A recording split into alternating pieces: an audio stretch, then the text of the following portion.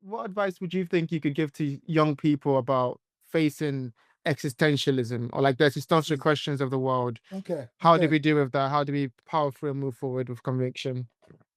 Okay. Here's 3 or 4 things in the corner. Right. One, don't Hmm. be panicked about being anxious. Hmm. Right. Hmm. Don't.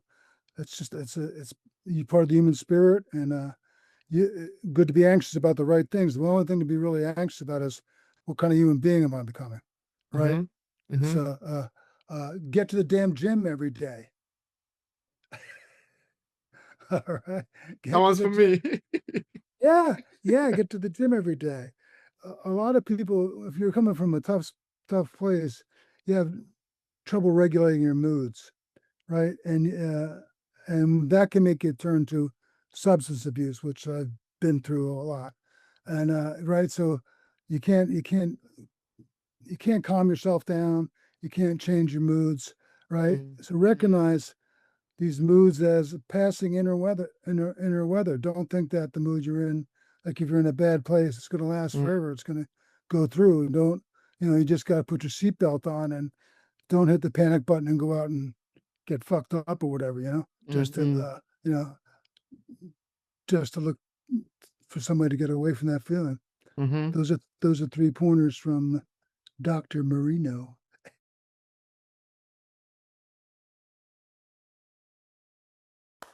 Welcome to another episode of the Jeoffrey Sarpong podcast. My guest today is Dr. Gordon Marino. Dr. Marino took his doctorate from the Committee on Social Thought at the University of Chicago.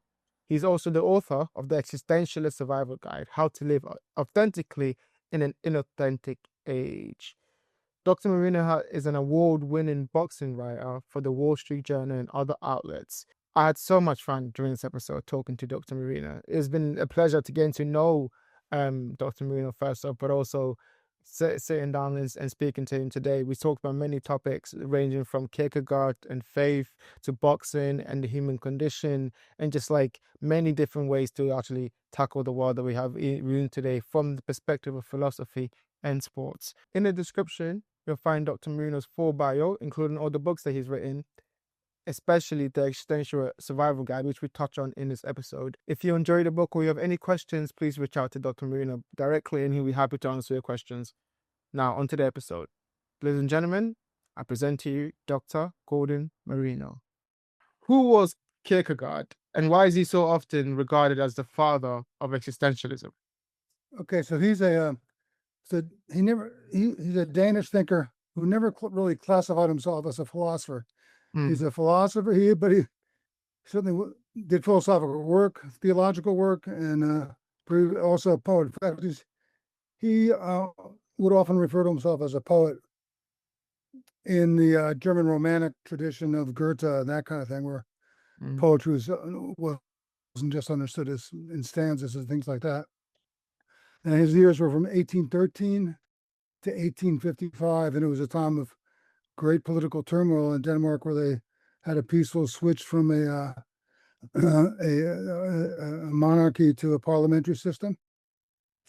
So it was a time of tremendous turmoil. Also, a time when the mass media was coming into. There was more newspapers and things like that, more literacy in Denmark. mm, So it was a real time of great change. Now, the reason he's widely and I think rightfully considered the father of existentialism is because he addresses a number of themes that are a number of things that, for example, the theme he focuses on the theme of the individual as opposed to the mass, right? I think mhm, that's an important one. It focuses a great deal on freedom, mhm, right? And the idea that the great choices in life, say between faith and unfaith, between trying to be a righteous person and not caring about that, are mhm, either ors that can't be answered by objective facts or data, right? He also addresses moods in a way that's that no one else had before. Moods like anxiety and depression. The book, The mm, Concept of Anxiety, Mm-hmm. which interestingly enough is incomprehensible. I mean, it's the most difficult book, and it still sells like crazy just because of the title. I mean, Yeah. yeah. And he's also one of the things that um, I took heed of was he has this inside out perspective, right? This first person perspective that he uses a lot. Mm. For example, and this goes back to the either or between objectivity and subjectivity. He in the concluding on scientific postscript, which is his most philosophical work. He goes on for a couple of pages about literally a couple of pages listing all the facts about death, and then says all these objective facts don't tell me what it means that I'm going to die. So with Kierkegaard comes this question of personal meaning, Mm-hmm. what these things mean to me, which is wasn't addressed so clearly, but wasn't addressed by more uh, more objective type of philosophy. Mm. So there's no sense of within the limits of reason. So Mm. those are some of the themes that connect him with the with that make him the groundwork of the existential position. That's so fascinating to me because when you're just listing off all these topics and all the ideas that he's kind of associated with, it reminds me a lot of the main topics of our generation right now. You mentioned freedom, you mentioned individualism, you mentioned, objectivity versus subjectivity. All these, personal, like personal, I guess, like becoming, all these ideas are things that I believe my generation, our generation, especially now in the time we're in, are focused on, are struggling with. You also look back in with anxiety, and I think one of the questions I had too was that it is interesting to see that someone, from back then you mentioned could have put their hand on such ideas that kind of, are prevalent now. Do you think that's a surprise that, that he could like, pull these ideas from you from for him would be the future? Or do you think it's just these ideas have been prevalent for all eternity? No, I think he was really good at reading where culture was heading. Mm, Very good at that. For example, in the concept of anxiety, he uh, and I should before you go on with this part, I should mm. mention that he wrote most of his classics in pseudonyms.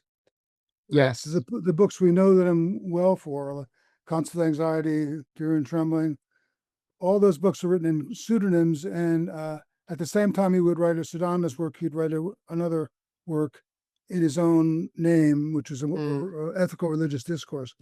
But so in the concept that, and each, I think each pseudonym represents a different perspective on life. So mm, the pseudonym that writes the concept of anxiety is Vigilius Hoffniensis, Watchman of the Harbor, and he's a psychologist. And in that book, Kierkegaard's pseudonym makes it clear that he thinks in the future anxiety is going to be treated with pills and powder. You're going to see the medicalization of experience mm, very early on. Yet at the same time, he contends in that book that anxiety is a sign that we're spirits because it's how we appropriate, really understand that we're free, mm-hmm, right? And so one of the examples, and this is something that Sartre, Heidegger, all the other existentialist thinkers took from him. This connection between anxiety and freedom. That what makes you nervous when you're, the classical example is what makes you nervous when you stand by a cliff isn't the the cliff itself. It's the fact that you could decide to jump over, right? You know what I mean? Yeah. yeah, So, absolutely. so he talks about anxiety as this. It shows us that we're spirits, right? Mm, But he also recognizes that anxiety can be taken in the wrong way and be very dangerous, can lead to suicide. But in the last chapter of that book, he has a few lines where he says, to learn to be anxious in the right way is to learn the highest in life. So you see mm, this positive connotations of anxiety for him, mm-hmm, which conflict with now it's for modern times. Just a symptom. It's it's something we always want to be rid of. And I have a friend who's a psychological epidemiologist, and he even he's argued that used to be we're in the age of anxiety, right? That famous Mm, poem. But he says that now we've entered into the age of where everyone's having panic attacks. Right? So mm. it's everything's so this medicalization of experience. I think he could foresee and argues against. I want to know also like delve into that actually later on. But before we do that, there's a few topics that you mentioned that I think is fascinating to look at from Kierkegaard's perspective. So you talked about the individual as opposed to the mass. I think that's a very interesting idea, that we all have our own individual experience and that it's important for us to understand that experience rather than to just take on what the mass or what the society kind of like puts on you. What are some of the things that Kierkegaard said about that idea, and how did he come to a realization or solution about how to kind of like balance those two? Well, I think with all the social movements going on, he was just concerned that people are just going to get their identity from the group, and Mm, that's all. Not step out as individuals and see themselves as individuals. So there's all these social movements going on throughout Europe at the time, and he was very concerned that people would no longer see themselves as individuals, and mm, their values would all come from the group, right? They wouldn't come up with their own perspective on life, mm, right? And Nietzsche always worries about this too. yeah. Nietzsche recognized it wasn't all good, this death of God stuff, because Mm-hmm, he feared there was going to be a vacuum of values. And I can, and there'd be nothing sacred. The only thing that people would care about is getting their slippers and their TV sets and comfort, their iPhones. And I see that, not to go off the track, but mm, we're really in the United States dealing with a would-be emperor. And mm, but I think the emperor will let us keep all our toys, the privileged classes. We'll keep all our toys, but it'll be a whole different structure. I But mean, we better not go too far there. yeah, I I guess. was just gonna say. I mean, it's often how these empires fall, right? You look at Rome and kind of that's what they did. These massive, colosseums and the play just to Mm, kind of like distract people from the real issues. But like you said, we better not go too far in that direction yeah. either. Okay, so I think on that then, on Kierkegaard's ideas, going further into it, one of the ways I was introduced to him was through his book Fear and Trembling.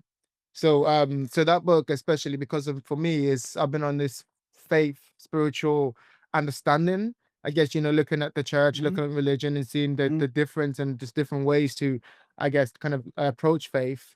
That book was very important because it kind of gave a new perspective on how to kind of tackle faith. And one thing, and I when we during our discussion we spoke about, like, one thing he's attributed to saying is the the idea of the leap of faith. But I think you mentioned to me that he's not actually said that. But yeah, could you speak a little bit more about that, his idea of the leap of faith, if it's not, even if he's not Yeah, actually sure. said it, Uh, but also yeah. all I meant there was he doesn't use exactly that expression. He uses all those words in different Mm, sentences, mm-hmm, and that was in the concluding non-scientific postscript.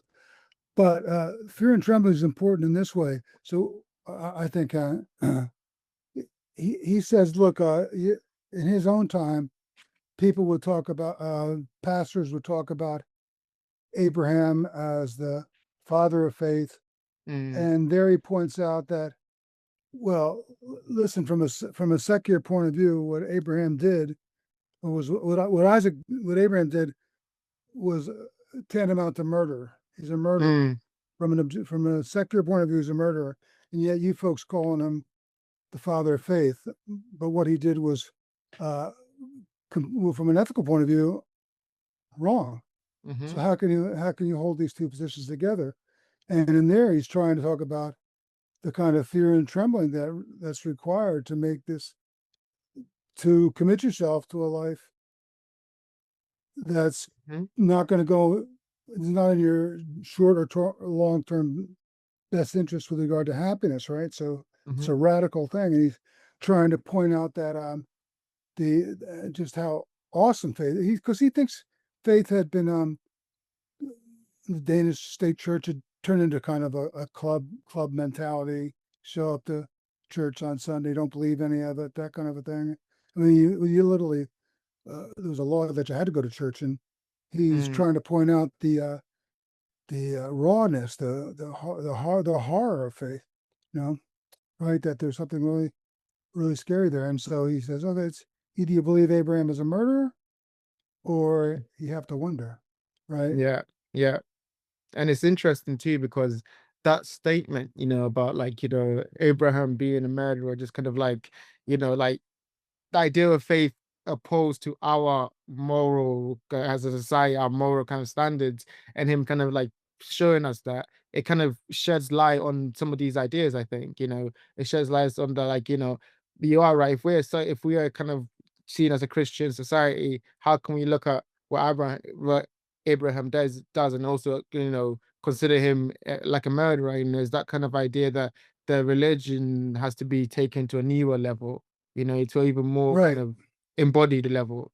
right. And there's a lot of thinkers, even in his own time, that want to reduce religion to ethics, right? Mm, So he's saying, well, you can't do that because if the father of faith, what the father of faith was willing to do, mm, wasn't ethical, mhm, right? So there's this kind of, so he basically saw the three ways of seeing the world. The ascetic way would be just judging it in terms of pleasure, unpleasure, right? Whether something's mhm, boring or interesting. Boring or interesting would be the dichotomy. From a religious point of view, it's from an ethical point of view, the second stage of life is seeing life in terms of good and evil.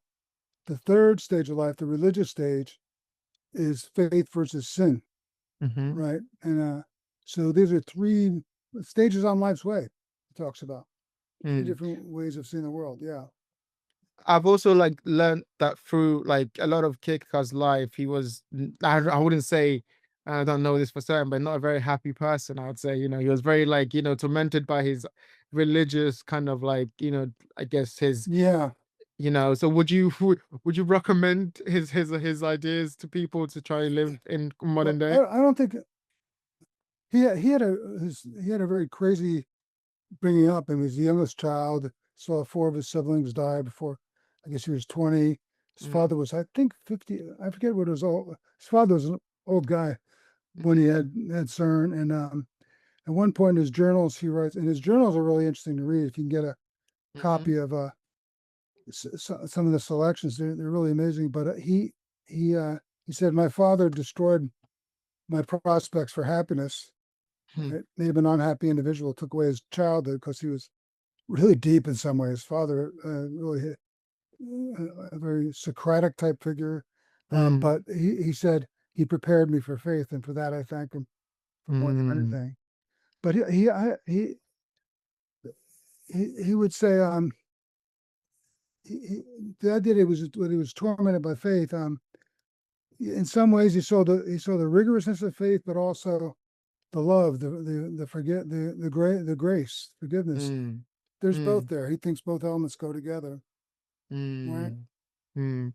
Also, and then on that point, then with kind of coming back to our modern kind of society right now, I think, you look around, there's a lot of things that we kind of, despair about. We talk about distractions, we were talking before, social pressure, existential confusion. What do you think Kierkegaard would advise us how to tackle these kinds of despair in our modern time? Do you think he would tell us to turn to faith, or do you think there's some other things in his writing that he would kind of say these are more important to focus on? Yeah. Okay. So first, let's draw a distinction between depression and despair. That's something I try to do in my book, which I Mm, think is in Kierkegaard's writings. He recognized that depression could be caused by crazy parent like father mm, like he had. mhm, Even suggests it could be genetic, and on the other hand, despair is for him. It's not a mood. It's a kind of giving up on God, giving up on faith, seeing yourself as a individual before God. mm, And I've tried to provide a secularized version of that. It'd be like giving up on your moral aspirations. Like suppose you owe your life, you want to be this kind and thoughtful person. Then you get in a bad space, bad things happen. You go, excuse my language, fuck it. mhm, I mhm, give up. I'm just gonna worry about myself. Mm, So despair from a secular point of view, from I think Kierkegaard would say, you're giving up on yourself, the very idea of yourself. Thinking I'm in a mm, certain kind of self, right? So, I think that's it's a difference between a psychological problem, mm, disorder, say depression, mm-hmm, versus a spiritual disorder, which I think we've lost in our culture. mm, Right, spiritual disorder being something different than a psychological disorder. So no, it's not despair is not something you feel for Kierkegaard. It's a state of who you are. It's not a feeling. He says, for example, the happiness is the greatest hiding place for despair. Well, that's weird. mm, How could that be? Because when all the lights are green, you're making lots of money, everything's going your way. You're not inclined to think about what a jerk you can be, right? mm-hmm, You know what I mean? mm-hmm, mm-hmm. Rich people, it's very, no one ever gives them any crap. It's always like, yeah, it's they don't get any There's no criticism. repercussions. Yeah, Yeah. So yeah. things are all going your way. You're not inclined to think about. You never say, "Oh, thank God," as though you were blessed by God, Mm, as though your success or whatever was a blessing that God picked out for you, right? But mm-hmm, despair is not that; it's a state of being. So despair, like just imagine you have. I've heard people say, I'm tone deaf to the religious. Uh, just imagine you're the kind of person that just the idea of the sacred just seems mm. you can't buy it, man. Yeah, there's a few people I know like that who kind of Yeah, see it as kind of like, childish or almost, like fairy tale, like maybe because of the life they're living in, they can't really like the kind of ideas they can't really like take on. yeah, it just doesn't make any sense. Doesn't hit home at all. Doesn't resonate. Mm, You mm, know. mm. What would you say to people who feel that kind of despair? Like people, like I've mentioned, a lot of my generation, I've fallen into despair, or like maybe not right in it, but they kind of teetered on that edge. What would you say how to kind of like, be careful or like, to stave off that despair if it is possible? Well, again, don't think about the despair from Kierkegaard's point of view a- as a feeling. Here, you're talking about people who become kind of cynical, Mm, don't feel as yeah, that kind of state, that kind mm-hmm, of state. Yeah. Well, the important thing to him was getting people to see, to look in the mirror and to see that's where they are, mm, and he actually thought that when that when people get to that kind of radical position, there's a possibility of them going back and making a change. I mean, you see that before where people, right? mm-hmm, So you know, a complete turnaround in their lives, right? Because the despair will lead to this intense position in life that the person will get out of, right? Will make a turn. But mm-hmm, he was concerned that with the bourgeois, the bourgeois middle class culture, just they have this little fantasy of spirituality and the materialistic. They really, so there's not going to be a lot of intensity there in terms of coming to a real position, your own position on life, right? mm-hmm, Because you think you have it both. Yeah, I'm a spiritual. I meditate. I do mindfulness, and I'm going to the islands this weekend for a vacation. That kind of. He thinks that person's going to be harder. He's very very hard on the bourgeois mentality, and mm, it's unusual given that people say, "Well, he was a rich man, and he was very rich. mm. He went through all his money."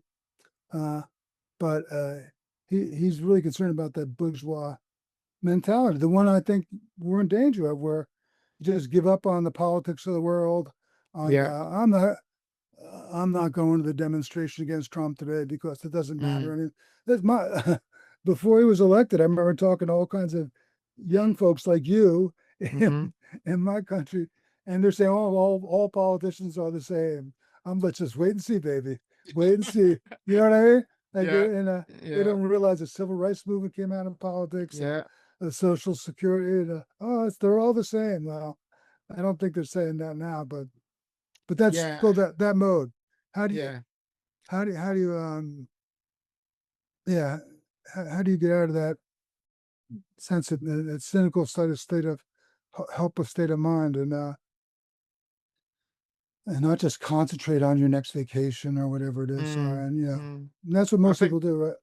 I think ironically, it's like opening yourself up to the world. When you're in that kind of despair, you talk about politics, people want to shut away from it because they don't want to even think about it. But ironically, once you look at it and you see that there are stuff that you can do, then I'll give you some sense of independence and responsibility to actually make change. Mm, But mm, again, it's so hard when we're all kind of stuck in our little boxes in our little rooms. It becomes difficult to connect to people, and see people as real people that that you want to make change with. And then I think this is something that I think through your work I've been able to see that, like, that you encourage people having courage, and be people like seeking self-knowledge. And I want to obviously now talk a little bit about that too. Before we actually go into that I know that you've written a book, The Existential Guide. So, talk to me about that. What was the inspiration for the book? And like, I know Kierkegaard, like we were just mentioning, features in that book too. So, how has he affected your writing, if at all? oh, he affected my writing tremendously in the sense, Mm, from a stylistic point of view.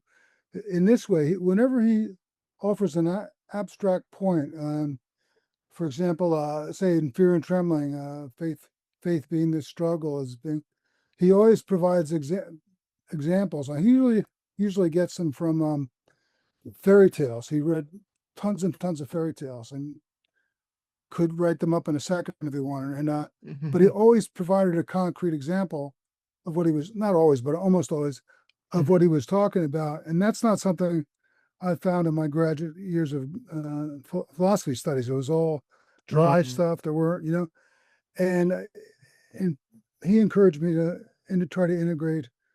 If I have a point to make, then to try to integrate it with some personal experience, right? mhm, That makes it real. So he affected mhm, my writing a lot in that way. You mhm, know, that's why there's this, and yeah.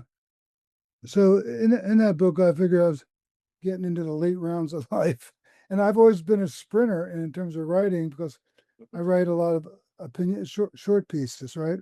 mhm. And uh, and this was an attempt to go long distance, and it was hard for me. And my son is an editor at a press, and Dad, what the fuck? What are you doing, man? How many drafts was it? Was it a few drafts, or what was I that? had a few Was it drafts most and of that? stuff, but he was the one who convinced me to start every chapter with a story, and that was really helpful to get going with. Mm, So, in terms of your listeners who want to write, it's a good way. I start with a story and then unpack it. And it felt good. It really did feel mm. good to write. It felt honest, and so.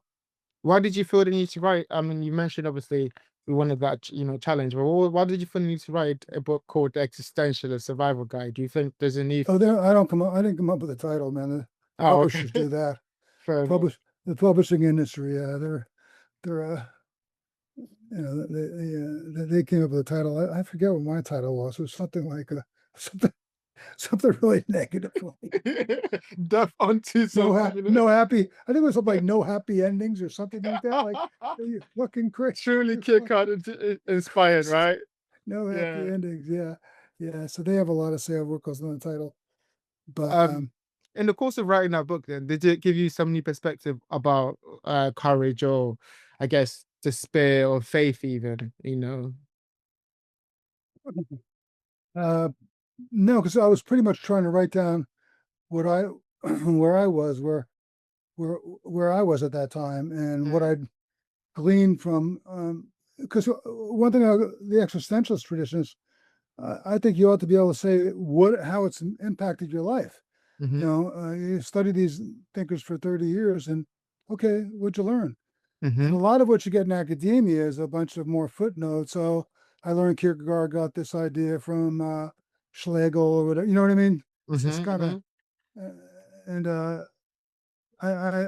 so in a sense, I tried to write in a way that Kierkegaard was smiled upon. That at least I was trying to make it to understand it at an existential level.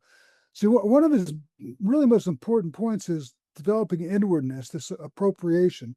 So not just having lots of slogans like Black Lives Matter, or all is love, that we live with these slogans, and Mm-hmm. he saw that coming too. I mean, just these cons, and we don't really take the time to appropriate, to see how we relate ourselves to these things.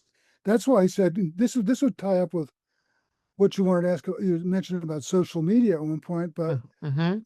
he said we want a book that we can read during our naps. Mm. During a Mm. nap, you can't read it, right?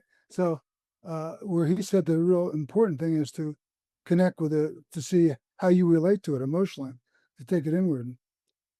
Absolutely, And I completely agree. yeah, yeah. So, not to continue my bullshit stories, but my mentor was Philip Reef, this very worldly famous Freud scholar, and he used to and he took me as a student. Went about 6, 7 weeks, whatever, and when at a certain point, he was fortunate enough to recognize that if he challenged me with certain things, he was probably going to lose me, and I'd walk out. Right. I wrote about this in a piece on love and teaching, and so I used to dress like a member of a gang or some shit, right?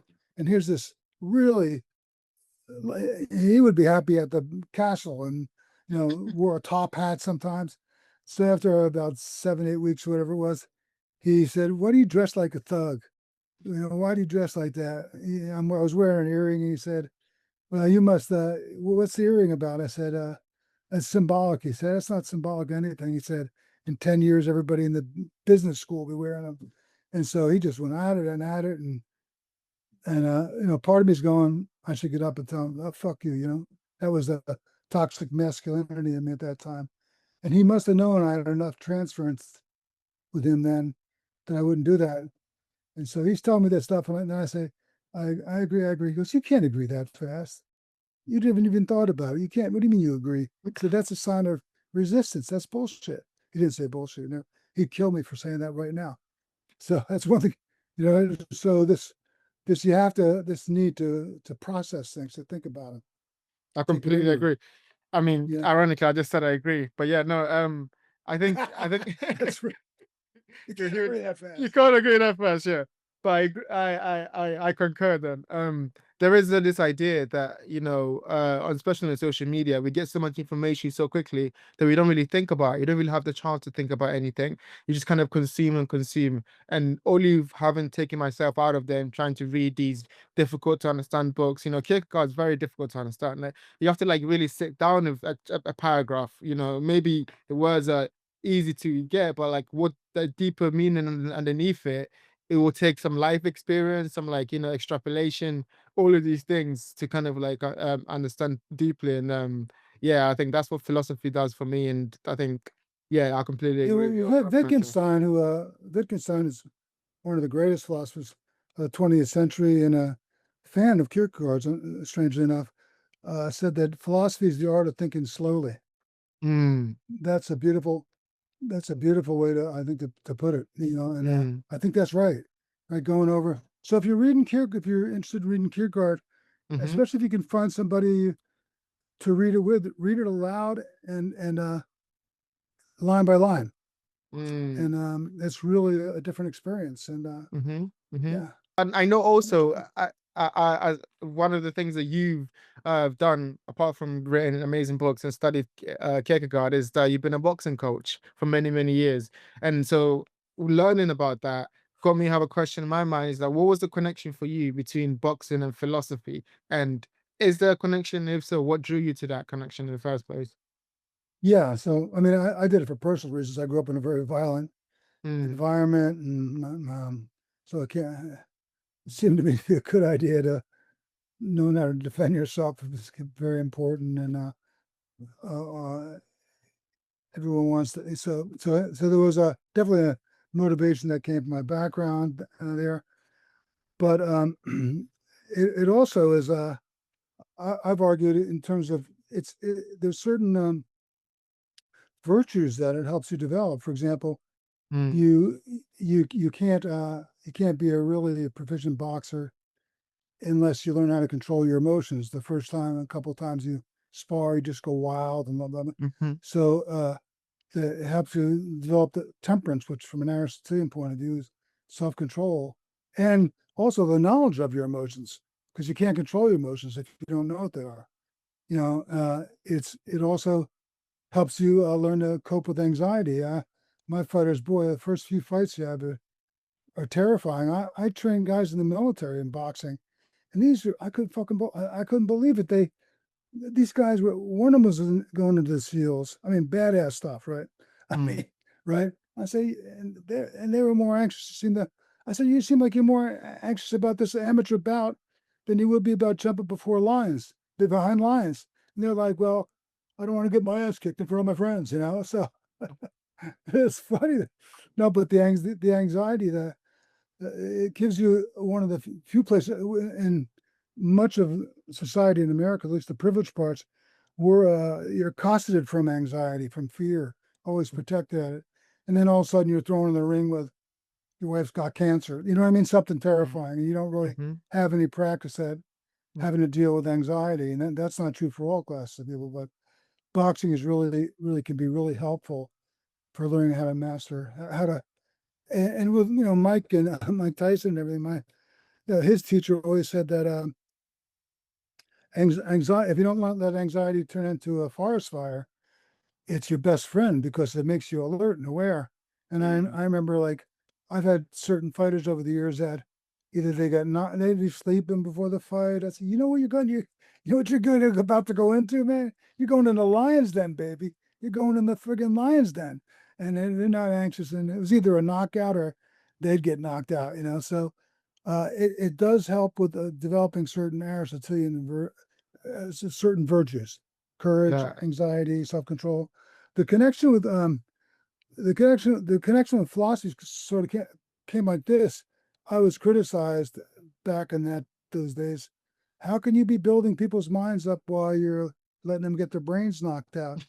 And well, one answer is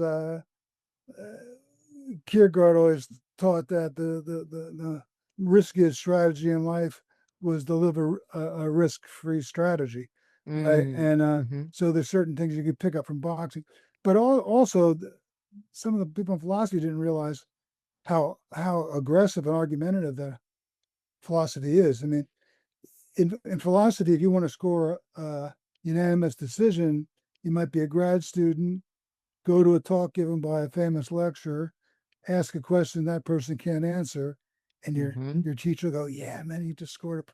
So, and I always said I'd rather get a punch in the nose anytime than have someone show me that an argument I've been working on for 6 months is just crap. And so philosophy, if you go back to Socratic dialogues, right?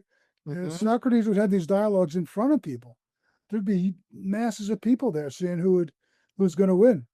So it's an aggressive sport, philosophy. Yeah, I mean, even sticking to that era, I know that Plato was a wrestler too. Yeah. So Champion wrestler, yeah. So these things have been embedded into the ideas way before our modern era. You're talking a little bit about anxiety and I guess and fear, and I want to kind of give advice to people watching about how to kind of improve in those areas. So on the idea of courage, how is it that exposing yourself to fear and anxiety over time helps you? What is the idea behind that? What have you seen through teaching people and training people that is within them the human mind that exposing yourself to fear helps you over time? Well, I wouldn't say go out of your way to expose yourself to fear. You know what I mean? Boxing, I'd always recommend that if you're going to try a book at boxing or mixed martial arts or some combat sport, make sure you're going to the right gym. A lot of gyms, they just are really bad. They'll throw you into spar over your head, and it's not a good experience at all. So it's got to be in a supervised environment where somebody knows what they're doing. I mean, I think it's really important. There's a lot of nut jobs in my sport. But one of the lessons there is not to get panicked about feeling panicked. Like yesterday, so working on this book with Mike. I'm nervous as hell. I feel like I was in the dressing room before a fight. Mm, right? I'm like sitting there waiting, oh, mic's coming on. I'm in really, and the idea would be don't freak out. It's just don't freak out about feeling anxious. That's mm, part of it. No, don't get that's part of what it is to be human, and it shows you're alert, attentive. Even one of the greatest American philosophers, William James, I think maybe the greatest of all. Not that there should be rankings, but he was a psychologist, wrote these 2 volumes on psychology, and he talked about anxiety and fears, keeping you alertness, attentiveness. It makes you attend. So mm. it's a self-preservative function in many ways. How do you, sorry to interrupt, how do you in that moment then, you're mentioning when you're feeling the anxiety and the shortness of breath, is there a thing you tell yourself to kind of make yourself aware and like okay with the fact that this is all happening? Yeah, you could self-affirmations here. And I did recite some things to yourself. Mm, For example, here I'm using a personal example. I was because he canceled on me. He had to cancel on me a couple of days before. I'm like, oh fuck, don't do this again. Because I get jacked up. You know what I mean? I mean, I really, yeah, yeah. And I got a contract. I have a yeah, contract for this book with him, and yeah, so I'm telling myself, just he's a friend, take it easy. mm, Things could be going on in his life that you don't know, but mm, and mm, you're a good person, don't you? You have good intentions mm, here, and mm-hmm. so sometimes those affirmations work. Clearly, breathing. I mean, everyone rightfully points out the importance of breathing exercises.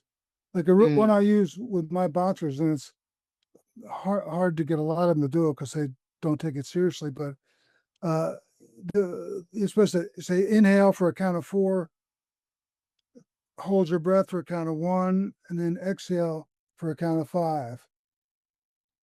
And you do that, and there's apps for that naturally, like everything else. But mm, it's a really easy exercise to do anywhere. But you got to do it. You can't just do it once. You got to make it a part of your practice. mm. Okay, I'm getting anxious. Calm down, right? And so I think the breathing breathing there is a really concrete way of thinking about Yeah, calming I down. And mean, again, mm. I was just gonna say, I mean, like thinking about my experience of being like I remember I told you I started martial arts a couple of years yeah, ago yeah, and like being in the ring or not the ring, being on the mats and sparring with people. There's so much that you learn on the mats that you can only learn there. So like we can go back and forth and try to right. explain to people, oh yeah, if you do this, you're gonna reduce fear. When you're on the mat and you have to go through those rounds multiple times, you get that point across very, very easily. And so I think that's also an aspect to it too, where it's like doing the thing will help you face the thing. It's that courage that you That's build true. up by doing That's a the good thing. point.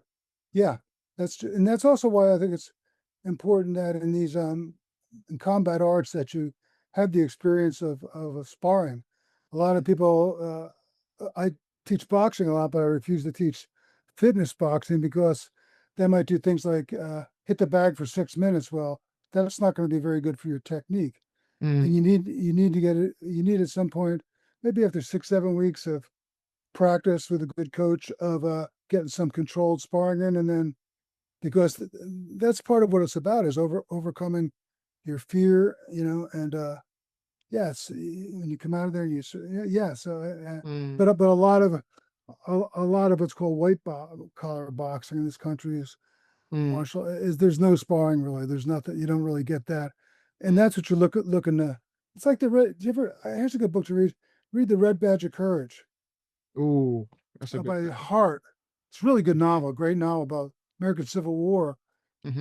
The idea is that the guy can't wait to get in the battle, and the first time he runs, right, and he's like, can't believe he did that, and second time things are different, but over overcoming your fear like that is It's very important.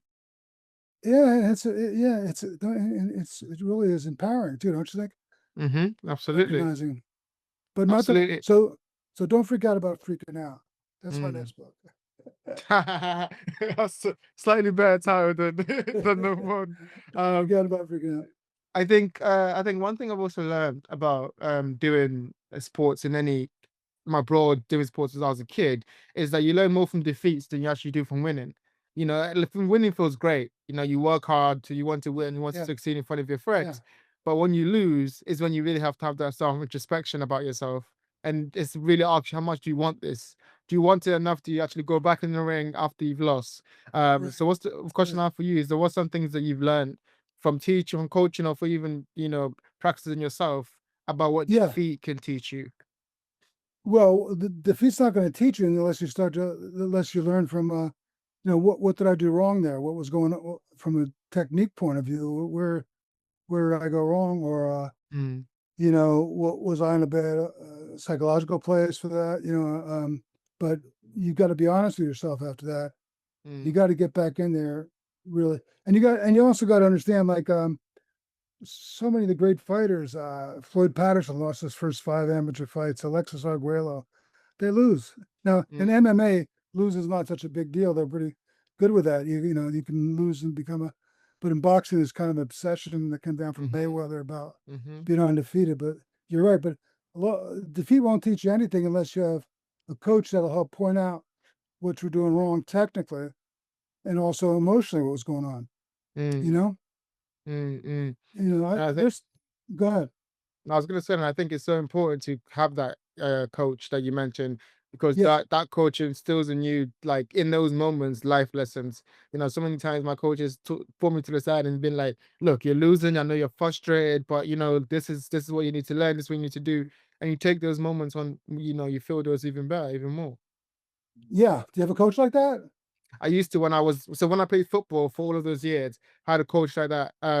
But now it's more of like a sensei, I'll call it, for my gym. But the coach I had when I was a kid, I still remember him. He really was big in my development. Go back to him, man, because you need everyone should have some athletic, some sports activity, be boxing, ballet, Mm, mm, martial arts that you go to one day, 1 hour a day, maybe mm, 5 days a week, and you mhm, make that part of your life. And it's a time when I'm sure you've read that book, Zen in the Art of Archery. Have you ever uh, that little short book?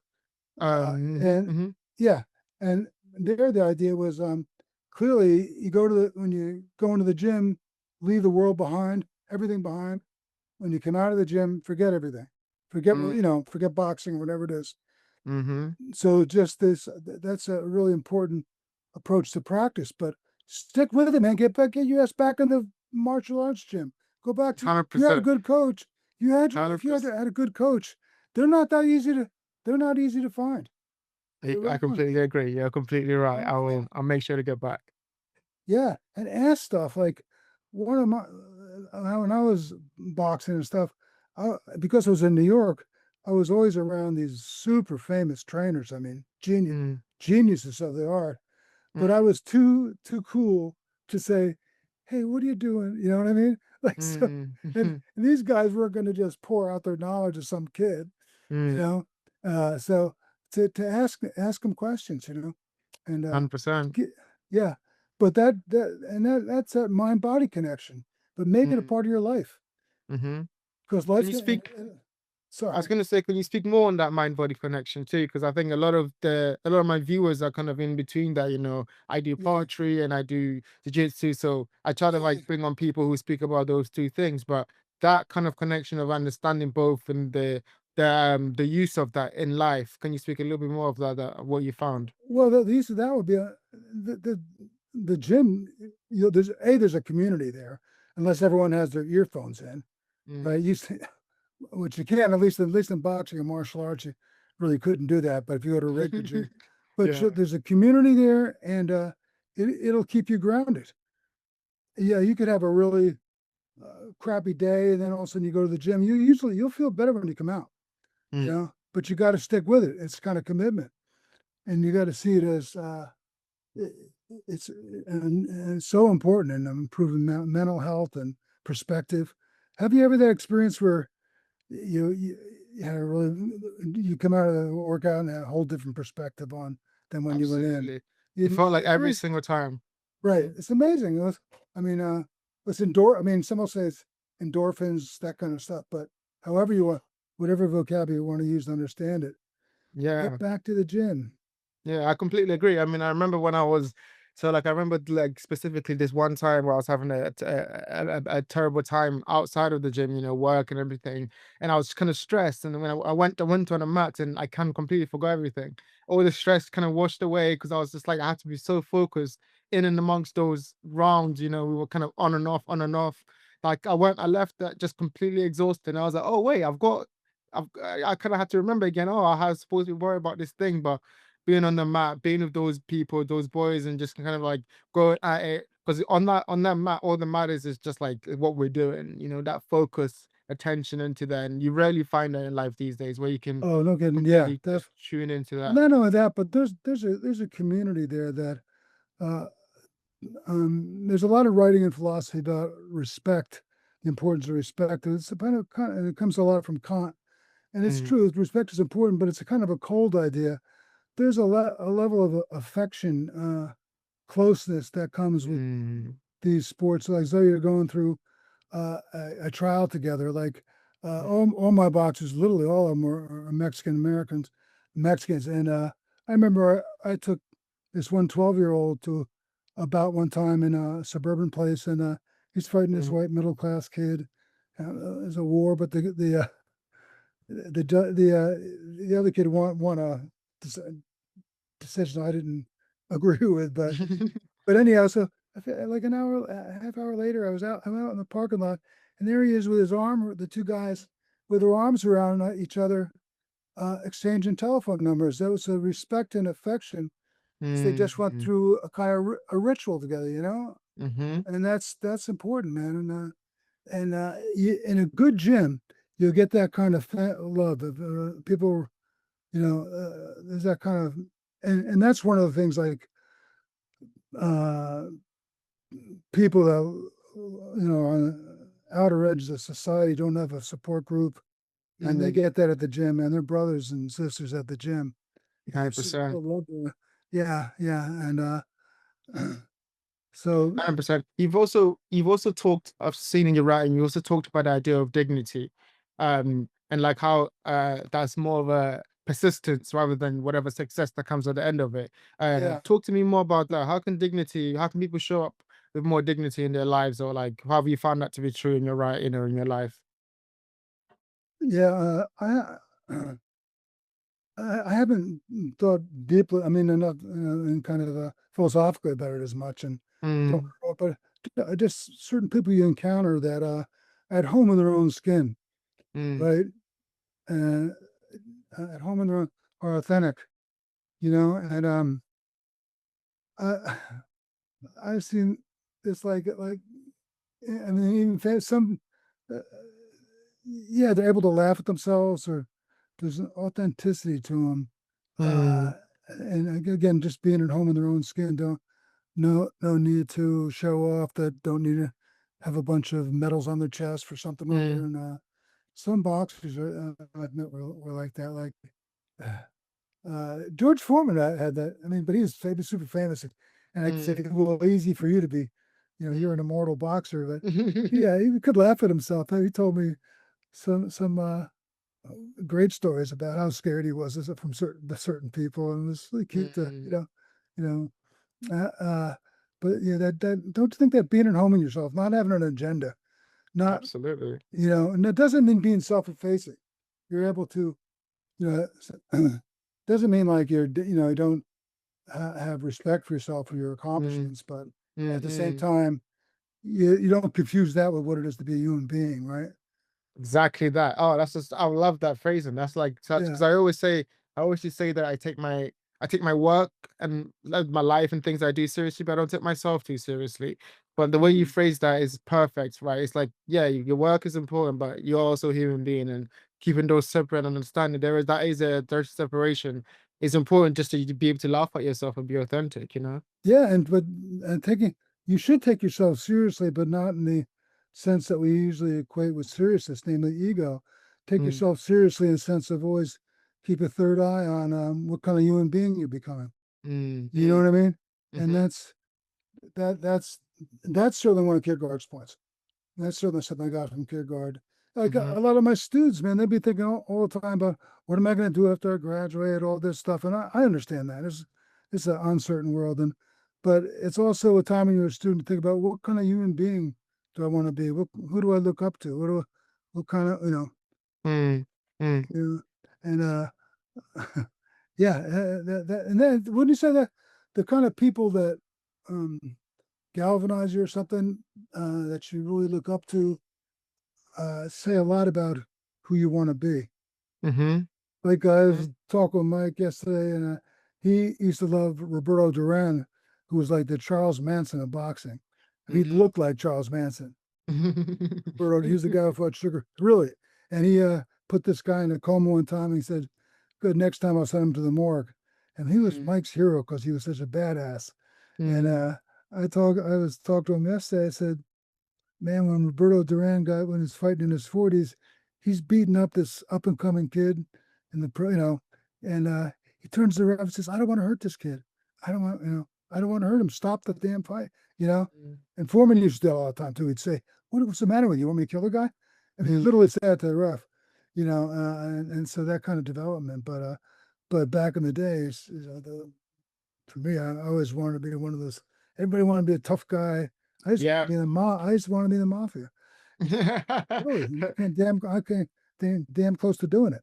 Yeah, yeah, yeah. Luckily, I told you the story, but um, yeah. So in terms of self knowledge, which is another thing you get from boxing and philosophy, self knowledge requires being on. And one of the aids that would be thinking about who you really look up to.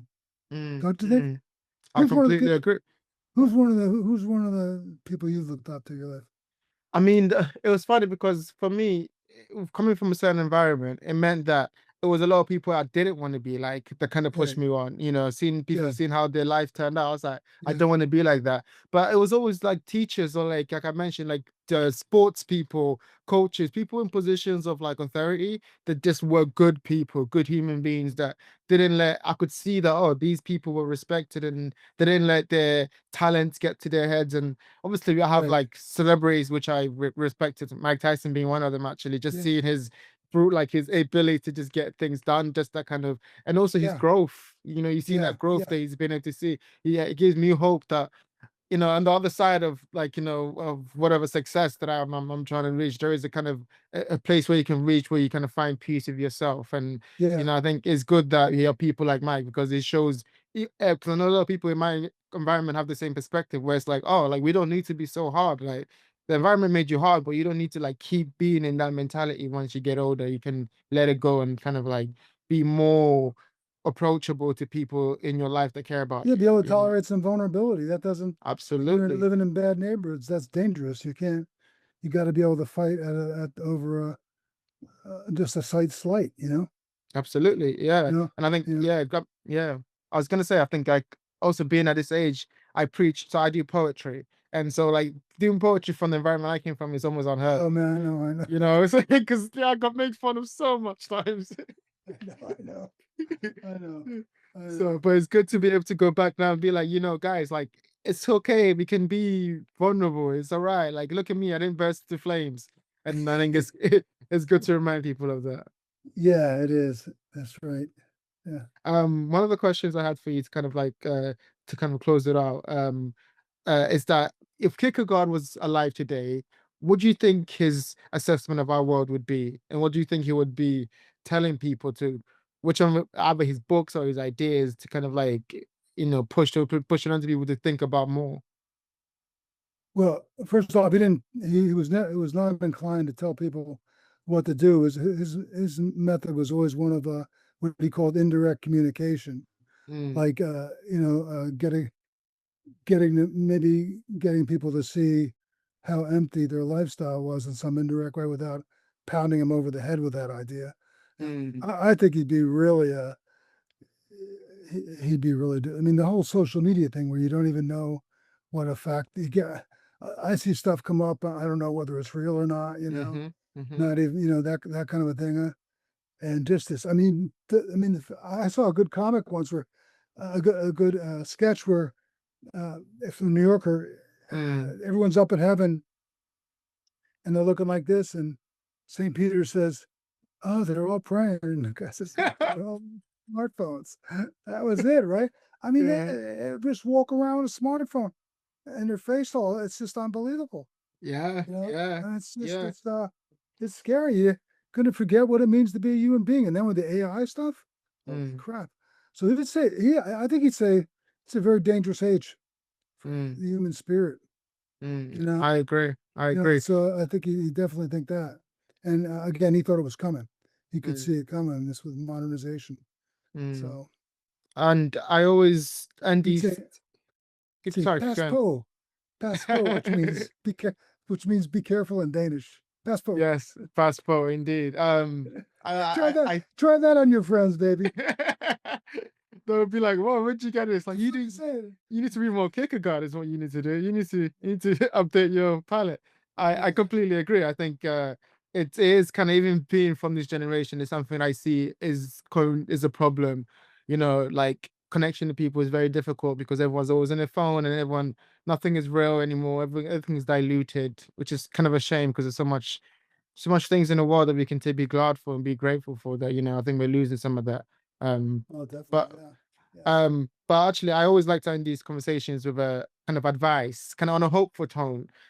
So Give him what? Okay, go ahead. you have been Okay. very, very positive. But like, yeah, what advice would you think you could give to young people about facing existentialism or like the existential Jeez. questions of the world? Okay. How do Okay. we deal with that? How do we power through and move forward with conviction?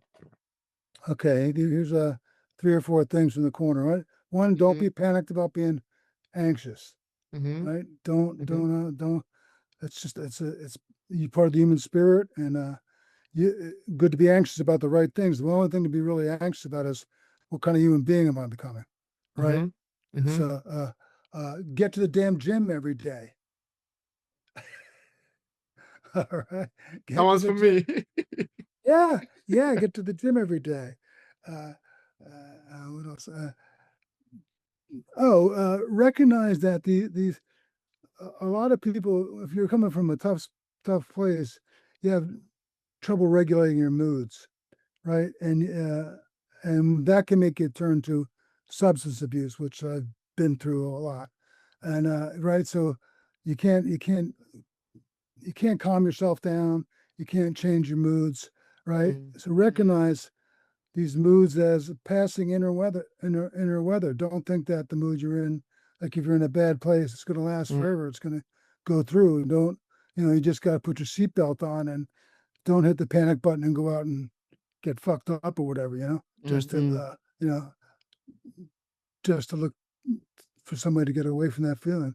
mm-hmm. Those are 3 pointers from Dr. Marino. That's amazing. Thank you so much. Thank you You're so fun to much. talk to. Good, really fun to have a conversation with, and hope we'll stay in touch. And God bless. Thank you so much. Thank you so much, guys, for Thank watching too. you. And just take care.